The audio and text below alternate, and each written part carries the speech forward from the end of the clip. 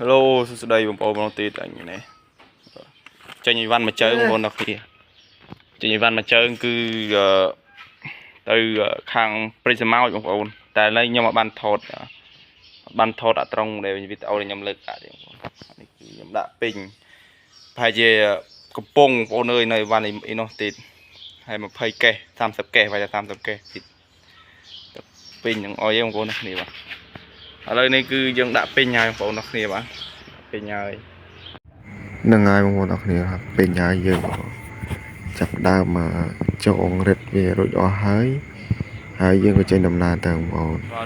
ឥឡូវនេះគឺយើងមករកស្ពានតមុំហើយដោយសារតែម៉ូតូហ្នឹងហើយម៉ូតូអេមីនបងប្អូនក្តៅពេកបងប្អូនក្តៅជិះរត់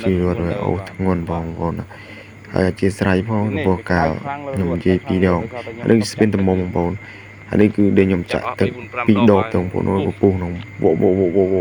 វាក្តៅខ្លាំងបងប្អូនអរគ្នាគ្នាអូសទាំងក្តៅទាំងនេះថាឡើងបងប្អូនគ្នាមកតោនេះគឺថាវេទនីណាមានពេលសម្រាប់បងប្អូនគ្នាមុំនៃមុំផុតពីខ្ញុំអូសគេអូសបងក៏អូសទៀតហើយឥឡូវនេះសកម្មភាពខ្ញុំមកដល់ដាក់ផ្ទះម៉ួយហ្នឹងបងប្អូនគ្នាបាទម៉ួយដាក់ជីបបាទហ្នឹងហើយអានេះគឺមុខផ្ទះគឺថាព្រៃសមោចបងប្អូនគ្នាអានេះក៏សកម្មភាព admit មកវិញគេថាជិះម៉ូតូលឿនដូចព្យុះតែម្ដងបាទហ្នឹងហើយមើលតែកាមេរ៉ា copy ខាងក្រោយគឺដឹងហើយបងប្អូនសក់ក្បាលរបស់អង្គើនឹងនិយាយទៅអីទេហើយវីដេអូហ្នឹងគឺមានតែប៉ុណ្្នឹងឯងហើយបាយជម្រាបលាបងប្អូនម្ដងទៀតហ្នឹងហើយខ្ញុំជួបខ្ញុំនៅវីដេអូទៀតអរគុណបាយ